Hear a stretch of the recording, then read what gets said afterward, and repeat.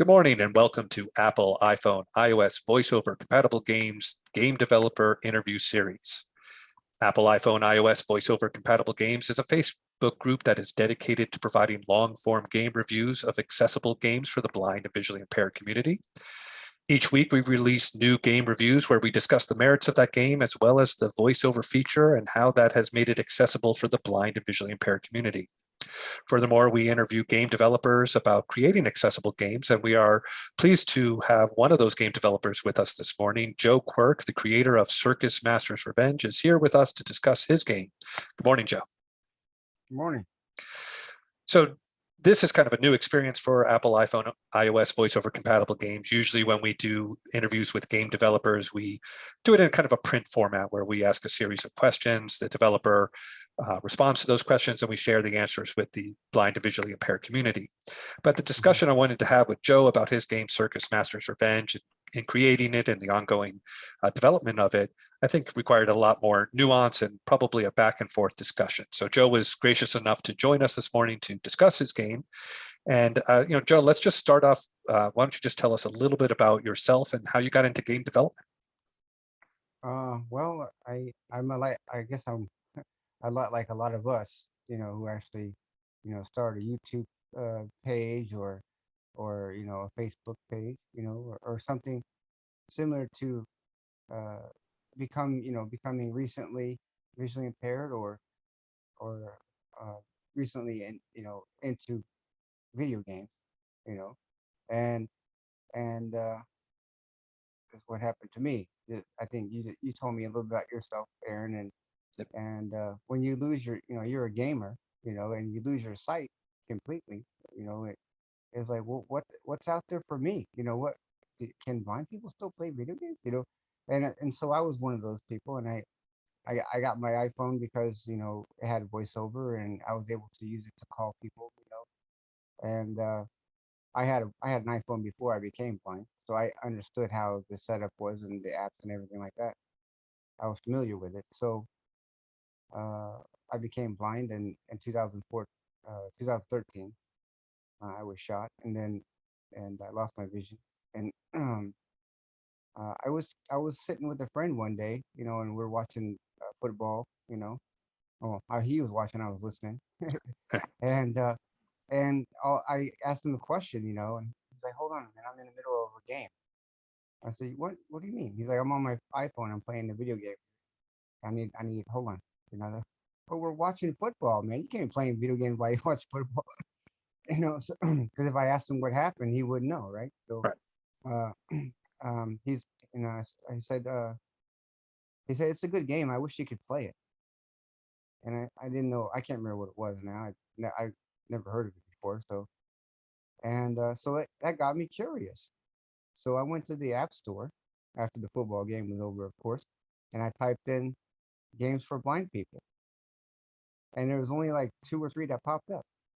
But the very first one on the top was Audio Defense by Something Else Games, and I was like, "What's this?" And I checked it out, and it was about killing zombies. That's what it said in the title, in the description. I'm like, "Oh shit!" And so I'm a I lover of said, zombies. So. "Yeah." So I'm like, I haven't killed zombies in a while, and so I listen to it and it tell you, put the headphones on and blah blah. I'm like, oh crap, you gotta put headphones on. So I got my earbuds out. And, yeah, I played the crap out of that thing for forever, and then they took it off the App Store, and I'm like, you know what? After so long, without playing, They took it off the App Store. Yeah. So I was mad because I paid for that game. It was like almost it's like $6, like $5.99. I was like, so I was very angry, and so I went on to the Apple List forums, and I was trying to find out, hey, where are all the blind games? Who is there any new ones out? I was trying to find somebody who posted something, or if there's a developer out there who's, and nobody was doing anything, and there was just a bunch of people complaining. And I put my foot in my mouth, and one day, and I said, if you're going to keep complaining about, why don't you do something about it? Yep. Put your money where your mouth is, and then I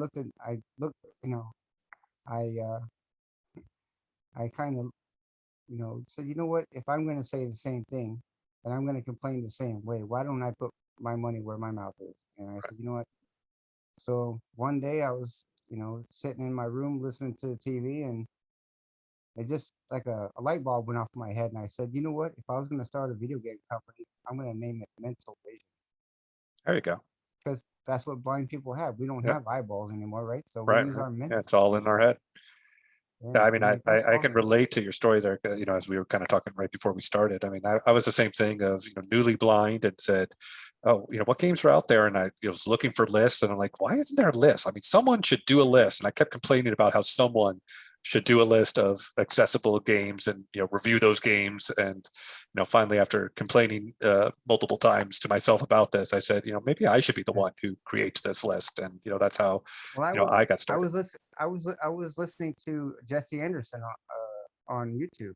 He does a lot of blind game reviews and stuff, but he doesn't do it for just Apple. He does it for like Xbox and whatever else, Right. PlayStation. So that's where I was following, you know, and and that's who I reached out to when I started Mental Vision to kind of help me, but I didn't know what I was doing, you know. So, Now, do you know why Audio Defense, was taken down? Was it just the company went out of business, or they didn't no, update? the company is a multimedia company. They do it's in England, Europe. They do fashion, they do magazines, they do newspapers, or they do news on TV. Like a BBC or entertainment, like we have entertainment Mhm. TV here. Entertainment network kind of thing. All right. Uh, and then I guess one day, I don't know how it started. It's like they're not much on their webpage about something else games. uh, they just started making video games, and then they did it for blind people. They didn't do it for anybody else. You know, and they did audio defense. They did the Papa Sangre 1 and 2, Oh, those same and people who did that as well. Yeah. they did the Nightjar, and the Nightjar was out on the App Store, I don't know, about 6 to 8 months, and then they just something happened between Apple and them, and they pulled their app off. They pulled all of their apps off Yeah, the App Store. it's interesting you mentioned that because those are all games that predated me going blind, and so I always hear people mention all four of those games, Yeah. and I never got to play any of those. So They were awesome. yeah, well, They were that's what awesome. everybody tells me.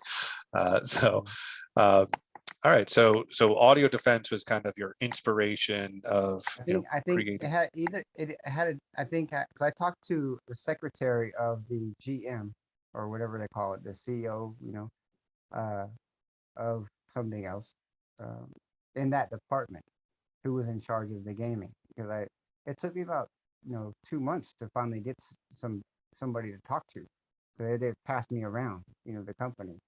And calling England long distance and waiting on the phone on hold for 30 minutes is kind of costly, Right, just to find out what the hell happened, and what could Americans, what could the blind community do to help get your shit back on the App Store? right. Sorry for my language. Yeah, no, you're fine. But I talked to the secretary, and she kind of explained what the situation was, and she's like, I'm not sure exactly what happened. Like, all I know is the Apple and our company had disagreements on the financial part of the aspect. It was more costly on our end, and we weren't getting what we needed as far as support and the monetary. Because I don't know, and she's like, I don't know more than that. I just know I had to do something with dollars and cents. Right. And I'm like, So oh, so you decided to take up the mantle and create an well, at least audio give defense type it, of game. maybe not take it up, but at least give it my best effort. Right. And 'Cause I again, don't think I before could. this, you have no experience in game development. I mean, you're a Well, complete no, I'm a brand new published author, and I wrote a book, and just got published, and I said, what, if I could write a book, maybe I could write a video. So I just sat in my computer, and just started writing out uh a storyline, kind of, like from a from a blind gamer perspective of what a game, what the game would consist of, the characters, the weapons, that that kind of thing, the menu, the layout, the voiceover, and then the characters and what they would say, and then how the enemies would interact with the protagonist, and that kind of thing. No, So that way, when I a could give little. when I ju- could when I ju- could give it to a development company such as like a blind game, a blind game developer, uh, I could say, here it is. All they would have to do is just code it. Right. And I could provide some audio and that stuff, and they, whatever. But Did uh, did the book that you write, was it anywhere in this same sort of concept, or was it something completely different? no, Like, it's about a casino in Atlantic City, New Jersey. fiction, nonfiction? It's fiction. Fiction. I have did you write that after you were blind? Yeah, when I started when my first trip to the blind center, the Veterans Blind Center in in Chicago. That's one of the things that I did. I had gone blind, and in the wake of going blind, trying to figure out what I was going to do, I had a book idea that I had always wanted to write. And so I sat down figuring this is something I can do. I can type on the computer, and that's pretty simple. Yeah. So that was one of the first things that I wrote, which was kind of funny. So I wrote this book in 2019, and it was about a global SARS pandemic that hits in the year 2020. So it was basically like the precursor to COVID-19, is what my Great. novel was about, and I wrote it So before so COVID happened. all this crap was your idea. Yeah, exactly, exactly. You My family you blames me because lots of stuff that happened was in my book. So yeah. See what uh, you did? I know it's terrible. Well, hopefully, Circus Master's Revenge doesn't come true as well, because it's pretty Well, violent and gruesome game. it would be kind of fun Yeah. as Uh, long as you weren't a participant. So tell me, the idea of it. Why don't you, for those who don't know Circus Master's Revenge, why don't you just tell them a little bit about what the plot is, and maybe how you came up with that plot idea.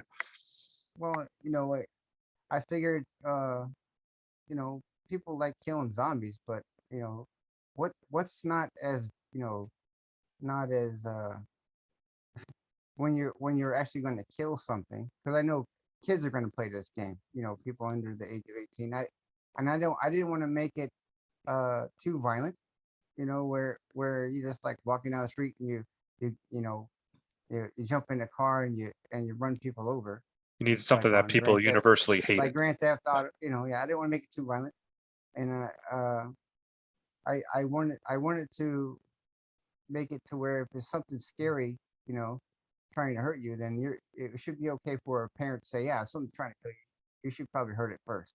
So if the crazy ass clown, comes at you, then and because I know people are tired of zombies. There's zombies Right. in games all over A the little place. So oversaturated, the zombie. yeah. So I thought, well, what was it just as bad as the zombie, but but more entertaining, and it could be different, I was like, clowns. Everybody hates clowns, right? Yeah. you know, like a lot of people are scared of clowns because of it, and whatever. And right after Circus Master launched, we had it. The movie It came out, and the Oh, that's Joker good came timing. out, Oh, good and I'm timing. like, oh, and I was like, what? And I did an interview, uh, and during the interview, I said, this is the year of the clown, man. You got the It movie, and then you got the Joker movie, plus Circus Master. I'm like, oh, this is awesome. I picked the right time, the right year for this game to launch. Yeah. Year of the clown. So, But the game. I got the idea, you know, uh, from playing audio defense, from missing that kind of game where I could, do have a kind of virtual experience, you know, and I could use my phone as like a weapon, the joystick kind of thing, and I could spin around 360 to like I'm in actually there, Right. So and in the game, there's a bunch of killer clowns that are basically coming at you. You use the gyroscope in the phone to be able to spin around the Right. headset, kind of, if you hear it coming from your left, you have to spin to the left to fire at the clown. If you hear it out of your right, you got to spin around to the right. And you got to basically survive these waves of. Listen, aim, and shoot. And there's kind of a ringmaster in this game who's kind of putting you through this gauntlet of attacking clowns. Really enjoyed that character and the writing of that character. Found him humorous. Yeah. And who ended up voicing that character for you? I found him through a voice actor out of company out of Canada, Jason Alexander. Okay. He's out of California, and he enjoyed doing the voice for Circus Master because he had never done a voice, like that, and it was a challenge for him, and it really messed up his throat. So he was mute for like a couple of days because his throat was sore, but he did a good job, and he enjoyed it. And if he had a question about how is this character feeling when I'm supposed to be saying this, and he would call me, and I and I could call him, and it wasn't a big deal, so it Now, was he was easy to work with. Hearing your voice live, I am guessing that you do the voiceover for the protagonist of the game. Is that right? Course. I gotta be the hero of my own game. There you go. And that was obviously new for you. You never had done any voiceover work as well, right? No, I've never done anything like that. No. All right. So So in this game, again, you have audio defense. You're kind of mirroring something like that, but you put killer clowns in it instead. You don't have any coding experience, so you write the story, what people are going to say, how it's going to be laid out. You've now turned it over to some sort of game coding developer to actually create the game. Why don't you tell us a little bit about that experience, how long that took, what the difficulty of doing it that way was. Oh man, well that'll be a very long conversation. I'll try to make it short. I worked with I was talking to Marty Schultz from Blind Game, and I was trying to give it to him and say, hey, do this, and he said, Joe, I can't. I can't do that because I don't have the resources for one, and I don't have the people. Everybody's working on, they're working on like the dog game, or they're working on this thing or whatever. And he's like, I don't have it. And I said, well, I mean, I could pay a little bit of money to help, the cost and everything, to maybe hire some people. He's like, Joe, your best I'm gonna be honest with you. Your best bet would probably be to go on to LinkedIn, type in game developer, and search that way, and just send them an email. Say, hey, I got this game. It's for, it's already scripted out, written. I just need coders to put the algorithm in and everything like that for Apple, and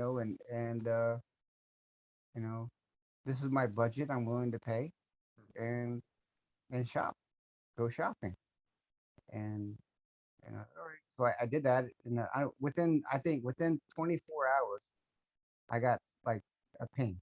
I got a ping from a company called IndusNet Technology out of India, and he bugged he bugged me for like 3 days, and because I didn't, he would call me directly on my phone from his phone, and I'm like, I don't know this number. I don't answer numbers that I don't that I don't recognize. Right. I figured they would send me an email first, and then get my phone, whatever. But I forgot that on my LinkedIn page is my phone number, so I'm like, oh man, I had to take that off. That's not smart. So, because I was on that professional network, the LinkedIn, right. You gotta pay for. Yep. Yeah, So the Premiere. I thought my number was blocked unless you had like an account that was a premium too. So but I guess that's not the case. So, anyways, like I said, this is a long story. So, uh, try to make it short as I can. They finally called me, and I was like, you know what, let's answer, a telemarketer or whatever it is, and it was them. So I was like, oh, I'm sorry, I've been, declining your call because I didn't recognize the number out of India, you know, Right. and so we talked, and I mean, they started. I got introduced to the team. It was like 6 guys, 6 coders that were going to work on this project, and wow, like a real authentic team, not just some guys, Right. some hackers in New York somewhere, going to rip me off. So I'm like, all right, I'll take this. And wow, I talked to Jesse Anderson from YouTube, BGFH, and I got him involved, and I mean, it was like within 2 months we started game testing, and it was like that quick. Yeah. And, wow. And I was like, wow, it's gonna be done so fast, and I didn't realize how expensive it was gonna be, but it was gonna be worth it because I did something to help our community, and Right. that's all I wanted to do. Right. Not to make money, Eh, not to get rich, but Right. to And show gave, people, hey, you could do it. yeah, and gave, when I asked people, what game do you want to play that, it isn't really available or you haven't seen much of, and a first person shooter game always comes up. I want to play a Mhm. first person shooter game. I want to shoot something, and particularly with audio defense, because that would be one that would be mentioned. With that not Yeah, available anymore, I mean, classic. yeah, Circus Master's Revenge really does fill that. I mean, it is immersive. I had times where again, I kind of stood and would spin around firing it, and then when the round was over, I was completely turned around, like I had no idea where I was in my room. Yeah, I really had kind of gotten immersed into that battle yeah, arena. I remember, when I was game testing it, when I first got the first test version of it, uh, I was in my room, and I got a big space in my room between my bed and my door, you know, so I had enough room to move around, and not knock anything over. And it would take me a little while to get off track before I ran into anything. So I'm all right. And I, I don't know. It was after about 20 minutes of spinning around, I I I got a phone call, and I took my headphones off, and I answered the phone, and I was walking towards my door to go out, and I Yeah, actually ended up walking in my closet. yeah, yeah, yeah. I'm like, well, this isn't it. Right. Uh, uh, So you've spent your time and your effort in writing this game, and thinking it all through. You've now engaged a development team that you've obviously paid some amount of money to put this game out there into the world. It makes it onto the App Store. If I'm remembering my numbers correctly, I'm pretty successful. Downloaded in like over 100 countries. Is that right? right now we're at 167. Yeah, well, 167 countries. So with that amount of different countries, I could probably some good download numbers. I couldn't believe we broke 50, and Yeah, then when it hit 100, I was like, holy crap, 100. yeah.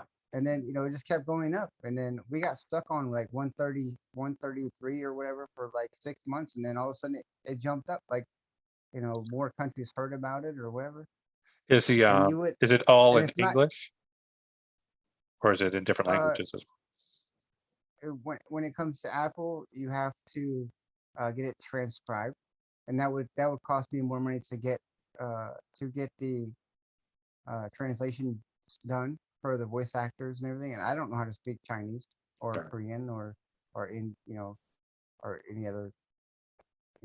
I could barely speak a little bit of Spanish, so uh, and it would cost a crap load of money. So I said, you know what, I'm not going to translate it, and I I can't. We were downloaded in North Africa, and I'm like, wow, you wouldn't think those people would have an iPhone, but they do. And they play. There's a bunch of people who like to play video games in North Africa. I'm like, holy crap, you know.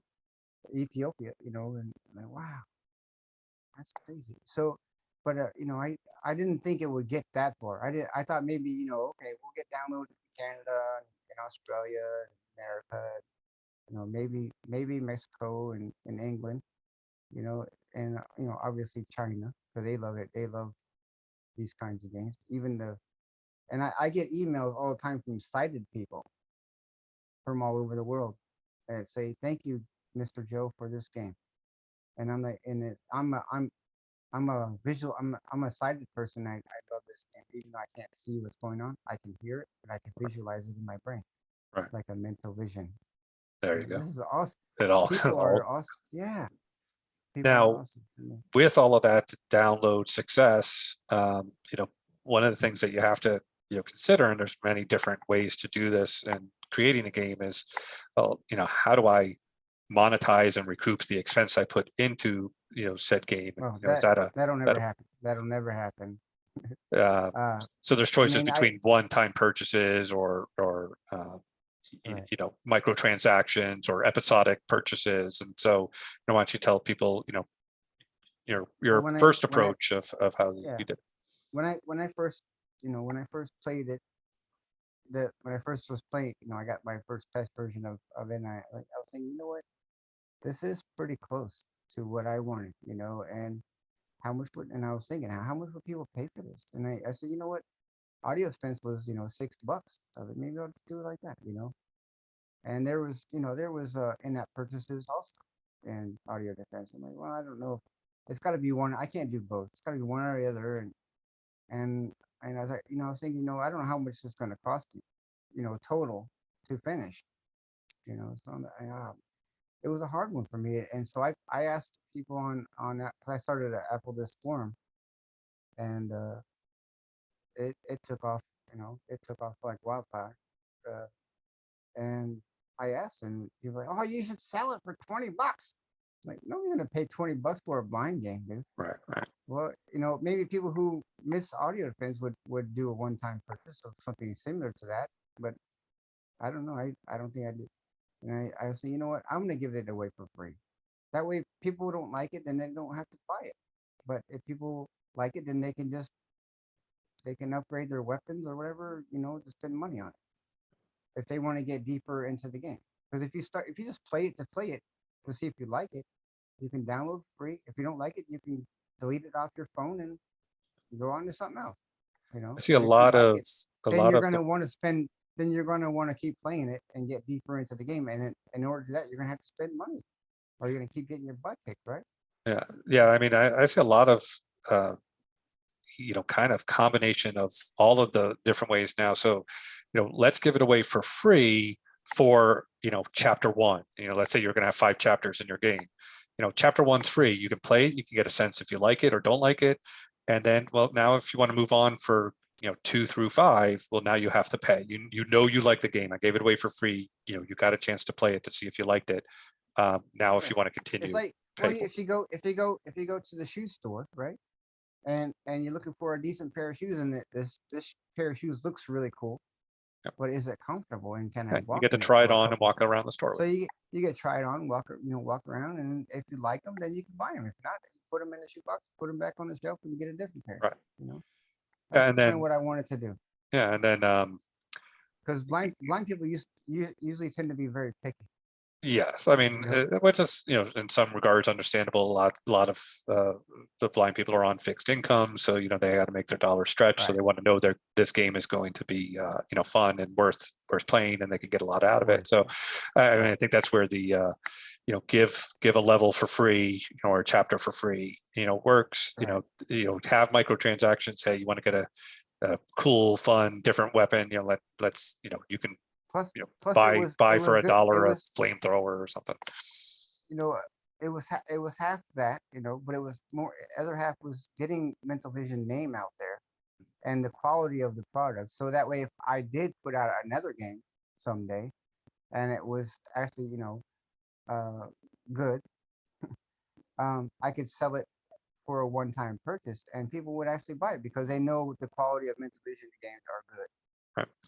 and I would say, worth it. speaking of the quality, I mean, obviously played lots of games that are headset. You got to wear the headset to hear where things are coming from, and some are Mhm. better than others. I really did find Circus Master's Revenge to be really tight on where the sound seemed like Yeah. it was coming from. I could really get a sense that this is 45 degrees to my left. Like I could really spin to that spot, fire, and Right. and actually be That hitting the was thing that I was. that was due that quality was due to all the we had over 60 game testers.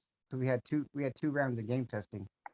So 60 uh, 60 uh, 60 people, or 30 or 30 plus people, because I know that there were a couple people, about 10 or so, who tested both times, one and two, and their feedback to the developer, to my team, their developer, their feedback to the developers was on point, and then they would, it wasn't a complaint, it was a suggestive kind Right. of thing, and they say, hey, I like this, but this could be this, could you do it more like that, they were giving their opinion and their advice, and then my development team took it to heart and said, you know what, if we're going to give this, if we're going to make a game for these people, and these are the people, you know, we need to listen to what the hell they're saying, and do exactly what they say. And if it seems ridiculous, then we run it by Joe, you know. And if he says, no, don't worry about that, it's dumb. We're all the naked lady, something like that. There was a couple of guys who were being stupid, but Right. because they weren't taking it, they just wanted to play a free game and check it out before everybody else did. They weren't into it to give out constructive criticism. They were just having fun. So, but there was a lot of people. We had more females than males too. That was kind of cool. It was Circus Master Revenge testers. I think it was like 7-3 Oh wow. Yeah, I was actually surprised that with the females. Facebook group that I created, you can look at the stats of how many are male versus female, and we actually have more female people in the Facebook. Of the 1,100 members of the group, there's more females than there are males, which Oh, I cool. found really surprising. Oh, cool. Now, so when when did when did you drop you know the last at chapter 2? Like, when did chapter 2 come out? And I know you're working on chapter 3, so why don't you just tell us some more about that? Well, we held off on launching chapter 1 because it was uh it was too short, but it was hard. Well, it got harder as you go. You understand. And it was longer, but uh, I didn't want to just launch chapter 1 and then wait, and then launch it. I said, you know what, we're gonna postpone our launch for a few months and just get chapter 1 and 2 together and launch them both at the same time. That way, because I don't want people bugging me. Wait, come on, Mental Vision, where's chapter 2? Right. Because Yeah, everything takes time. you play, yeah, you play. There wouldn't because there wasn't a conclusion. There wasn't an ending to chapter 1.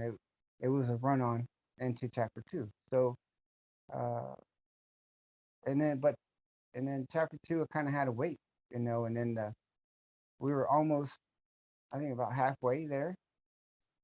I hadn't even got a test version yet of chapter 3, but I got we got the voice acting done, and the Igna, uh, my sound designer. He came up with most of the sound effects for the guns and the clowns and stuff like that. So uh, for chapter 2, he started during chapter 2, and so we're done. We're done. We're right now. We're just waiting on the finish up of the coding, and then the testing.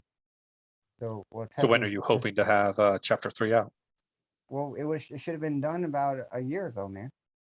But with COVID, you know, uh, they got my team's not allowed. They're not able to go to the office and work together, so they have to. It's a pain in the ass for them to log into the system from home computers with security clearance, because they're not. I mean, they don't want the company doesn't want to get sued in case their computer gets hacked, Right. and they have software and code on there that could be transferred to somebody else. So they have to go through a lot of hoops and stuff, and in order for them to get into the company server to get their files from work and work from home. So they're only like, able to go into work so often, and it's not very. I mean, it's like once a month even. It's like kind of sometimes weird for them. So uh, they've been doing a lot of work from home, but it's not my work. It's not mental vision stuff. It's advertisement or uh, you know shit other stuff. Um, but it's not gaming. It's other crap. So they can get a paycheck. Right. So are Uh, you thinking, but I mean, are you hopeful that it'll be out before the end of this year, or oh, do you think it's going to roll into next year? I can't make any promises, man. I wish it was out today. Right, sure. But if they're able to get back into the office, which they're starting to get back in now, uh, I don't know if it's even once a week yet, but um, I know they're eager, and the rates and all the other COVID statistic crap is going way down. So hopefully everybody starts to get back to normal, and then we can get this thing done. But because of COVID, it slowed everything to a pretty much halt. For Um, for chapter 3, are you going to go with the we're waiting. free and We're waiting. microtransactions? You're going to do it as now Yes, you've it's got gonna to be to no, play 1 and 2 for free. Now you can pay $1.99 or no, whatever no, the case no, may be. no, no, no, no, no. We're gonna chapter three is right now. It's gonna be the end, as far as I know. Okay. But there is possibility for a continuation. I wanted to go 5 chapters, but the way the bank count feels and the way uh, everything's been because of the virus crap, Mhm. um, it's not looking good for me to finish, chapter, 4 and 5. So I'm Would just it kind of, be but yeah, chapter 3 is gonna be uh, all you have to do. You'll get a notification on your iPhone. It says, "Hey, chapter CMR is ready for an update." Go to the App Store and update your app, and it'll be free. But there'll be in-app purchases along the way. If you get stuck, there's new power ups, new weapons, and all that. So I know if you want, some developers also put like a little donate button. If you like the game, you played it for free. no, Feel free to donate. I didn't do it. I didn't do this for the money, man. I had some money. I had an idea. I put my money where my mouth is. Instead of complaining about it, I did something about it, and I did it. I didn't do it for me. I did it for our community, Well, and I to mean, prove a what I point, would like to to see prove a, is, to prove a point to other game developers that there is a monetary value in our community to develop games for our community. well, and right along those lines is what any game developer, big or small, um, it's work to create an accessible game, whether it's an existing game and you got to add accessibility or you're creating something from scratch. And Right. a lot of it comes down to hey, can I break even? Can I make a little bit of profit to feed my family? That's going to be important to people to decide what kind of games they concentrate on. And I think it's imperative on us as a community is to, when we have developers who are creating games that we're asking for a first person shooter, here's a first person shooter game, we should reward that person with purchasing their game or reviewing their game or telling other people about their game, so that it is financially viable for these games to be created for us. Well, If we don't support can I people, ask you it's going to be can I hard ask for you a them to create. question? Yeah, sure. Uh, did you go to college after I high did. school? Yes, I did. Did you pay for that education? My parents paid for the majority of it.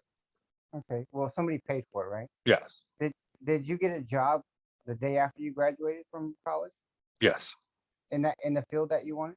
yes. Okay. Well, is that but not everybody does. Not everybody's able to find a job right away. Sure. So this for me, I paid for an education in the gaming, in the gaming. So I have an idea, and plus I made a lot of connections. So if I want to keep going with mental vision, I'll be comfortable. And I had to pay for it. I didn't get it. I couldn't get it. You can't get that kind of education for free.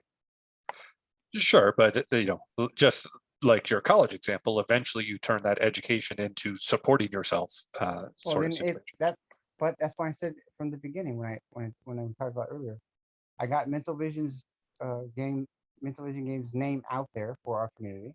Okay, so if I did make another video game and I put more money, I spent more money, I would know how much money to spend, where to go to get the quality for my product, right?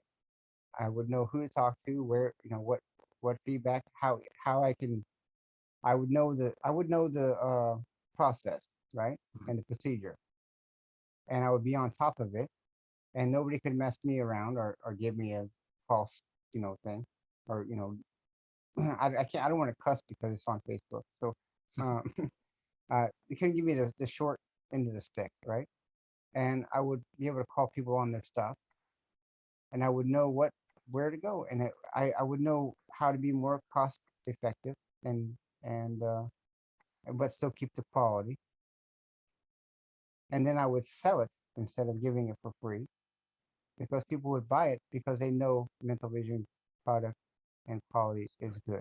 Sure. And So, Joe don't mess around. So so Mental Vision Circus is on Master's top of it. Revenge is kind of your lost leader, if you will, kind of. Well, yeah, you got to start. You got to start out with something good, but if you want to get to something better, and if I decide to keep going with Mental Vision games, then it'll I'll keep getting better. Is It can't get worse. is Mental Vision's your full-time gig, or do you have a job that you do outside of that, or what Well, how much? I'm still working on the sequel to my book, and you know, I help with I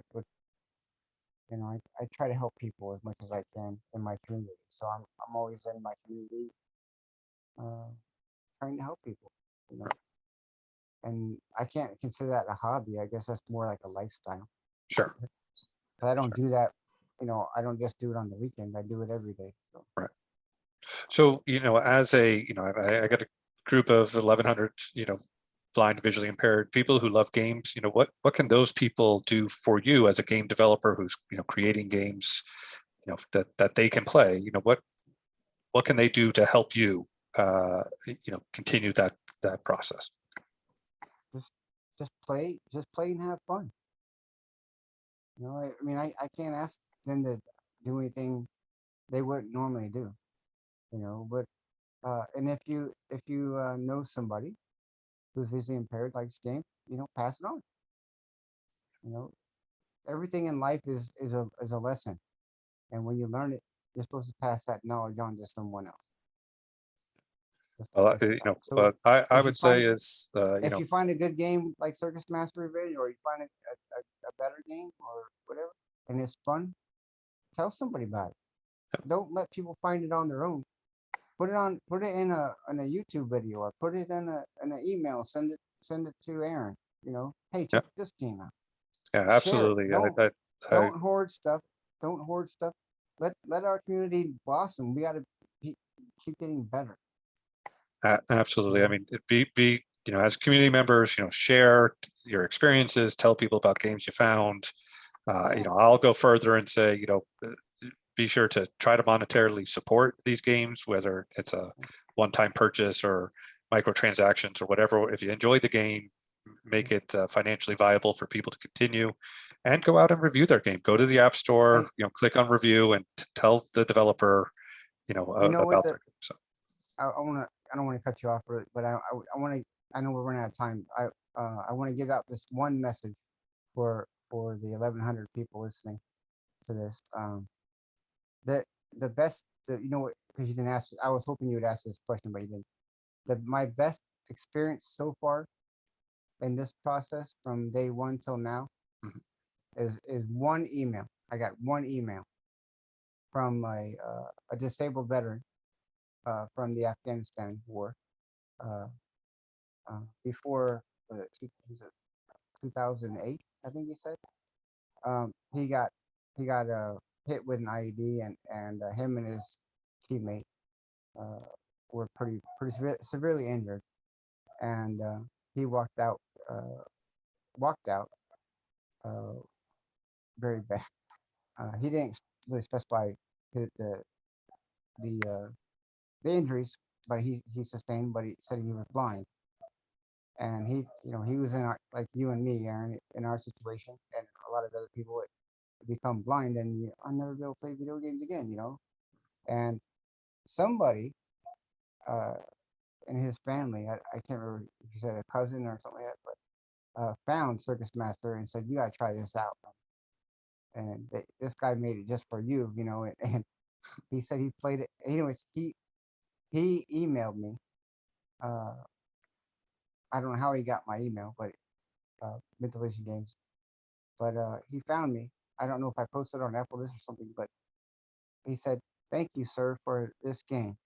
And he told me his story. A little bit of a story about him getting hurt in Afghanistan. And he said, "If it wasn't for you and your game," he said, "I would have blown my brains out." And he said that I was suicidal and I didn't. I thought my life was over, and your game gave me inspiration. Yeah. No, I s- that's and I wanted to call BS on that because, like, what, my little video game didn't want to make you keep living. It maybe it proved a point that my story, you know, and what I did to make this game, and fight back in adversity would change your life. Say, you know what? If this dude can make a video game, what can I do? you know, uh, as I told you, I was a gamer, went blind, and then I was searching for games and really having trouble. And Yeah, as I started finding games, started sharing it because I wanted other people. And it doing this process, being the person who's reviewed 70 games and found good games to play. I mean, it really has lightened my spirits about my situation because it's playing games is something that's more than just surviving. It's finding joy in something. Um, yeah. and in a way that games can do that It for you, and you get and you when you get you don't get have that yeah you and get to think you take a don't have break that. from Right, your life for a minute and get somewhere else for a second. right. Because and it and might not be particularly, your crap. yeah, and Yeah, I find games that have really tight voiceover, or movies that have really good audio description. I mean, you actually do take that break from being blind for a while and just enjoy a game or just enjoy a movie when it's done right. When it's yeah. not done right, it's frustrating, and it actually draws attention to the fact that this would be so much easier if I could see. But when it's done right, it can really allow you that mental break that you need, and let you just enjoy something. And Can so can I give you and your page, your Facebook page, a recommendation of mine? sure, absolutely, please. Have you heard of the TV series Doom Squad? Doom I think it's Squad? Doom No, I Squad. have not. What Oh, platform is it on? well, HBO Max. Okay. So you can go to the Apple Store, and download the HBO Max. Mhm. Uh, and you don't have to subscribe if you don't want to, but it pays for you to do that because you get to watch a bunch of movies that are just like new release, like Yeah. when the Matrix Right. Yeah. Resurrection came out. Oh, I was Yeah. the very first. Dune and yeah. Oh, I love that. Yeah. Um, yeah, but Doom Squad, Doom Squad.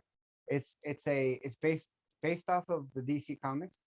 Mm. Uh, and his voiceover is awesome. Uh, and I can't remember his name. Uh,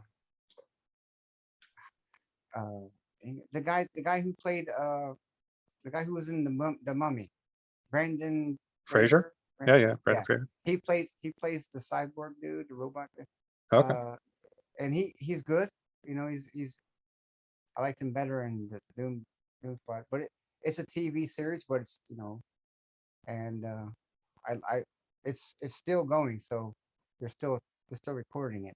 All right. But yeah, I'm like on the third season right now. I'm like, "Wow, this is awesome." Now, Doom Squad, and the as voiceover is on top. oh, perfect. So as we wrap up, I'd like to just ask you, other than your game, what game are you playing? Right now, I'm playing Godville. Oh yeah, that's a fun one. I love it. I Yeah. love it because I like it not only because of the game, but there's a social aspect to it where when you friend people, you can like talk to them, and Yeah. And then I go on to like I go on to damn, I forgot the name.